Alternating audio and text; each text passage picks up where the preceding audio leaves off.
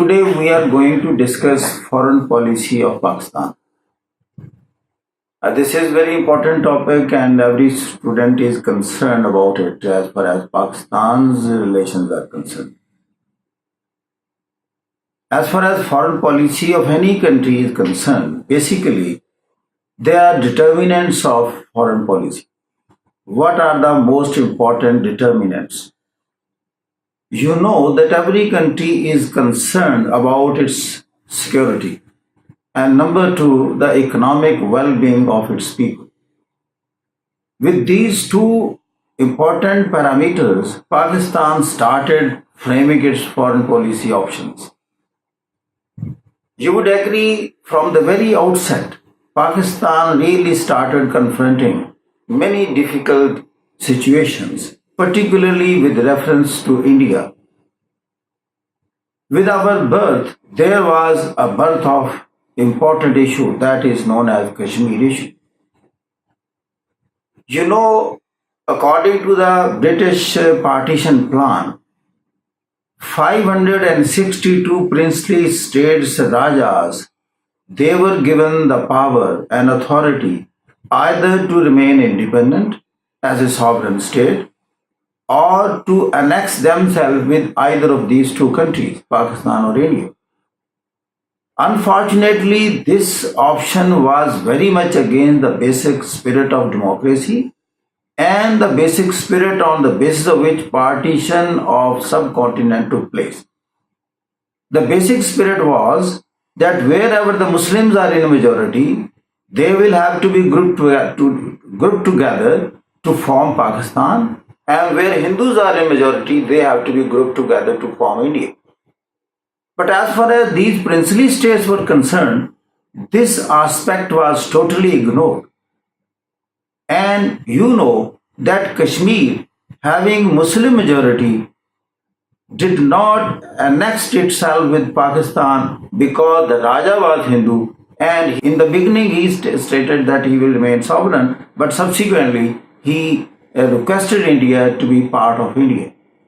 And India signed that instrument, and that created a problem because the Muslims majority living in Kashmir, they were not willing to remain part of India. And that issue is still simmering now, and we have fought 3 big wars with India.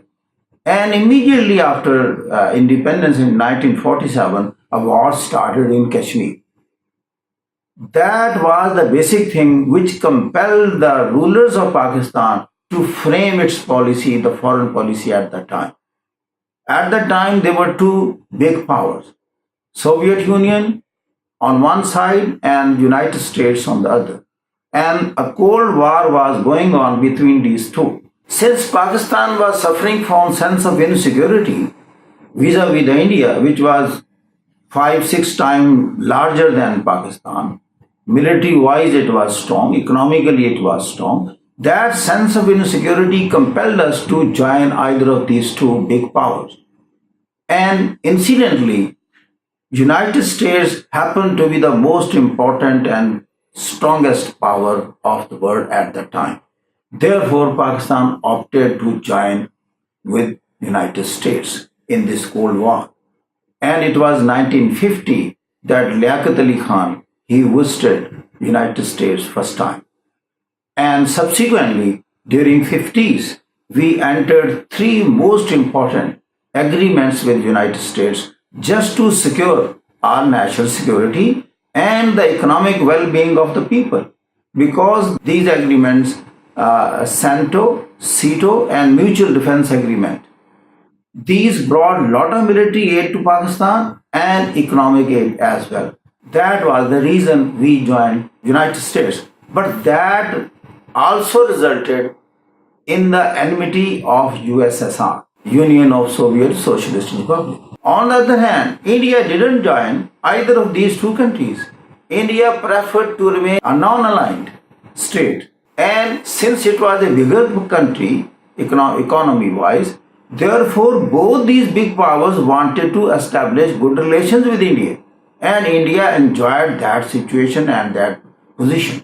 Though India remained more tilted towards USSR, but it didn't cultivate any enmity with United States. Therefore, India remained in an advantageous position. And Pakistan tilt was quite strong, and these three agreements were basically against communist countries of USSR and China, because United States was to check any further advancement or expansion of communism from the existing boundaries. That was the background. This went on till 1962, and 1962 had a great turn in foreign policy of this area. What happened during 1962? There was a war on Sikkim between China and India. With this war, United States started coming near to India.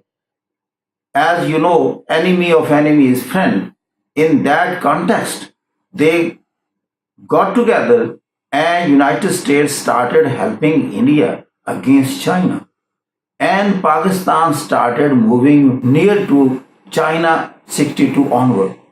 And it also started getting ammunition from China as well. This was the condition. When United States started moving towards India, Pakistan started moving not only towards China but towards USSR as well. President Ayub at that time, he also visited USSR for the first time in the mid 1960s. And you know, we fought a war on Kashmir in 1965 with India.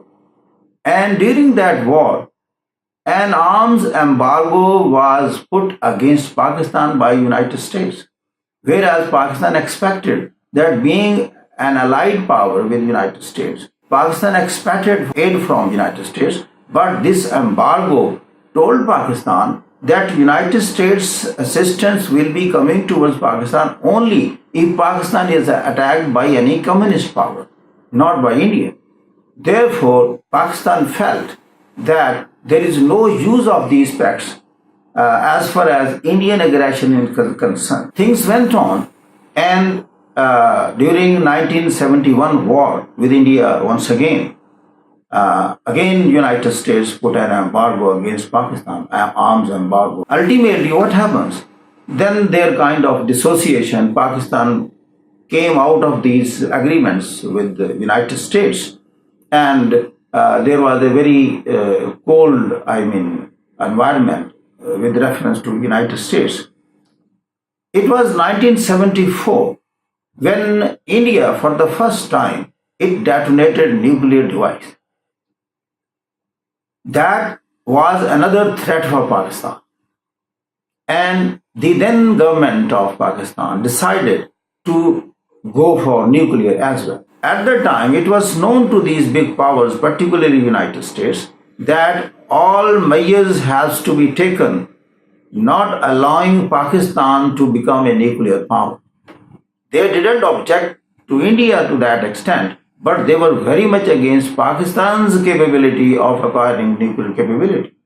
When Pakistan in 1976 had an agreement with France for an atomic reactor, then the United States interfered and asked France not to hand over this reactor to Pakistan. And ultimately, this deal was put to an end. This was the condition. But Pakistan, at its own, went on, in a clandestine way to work for the nuclear project.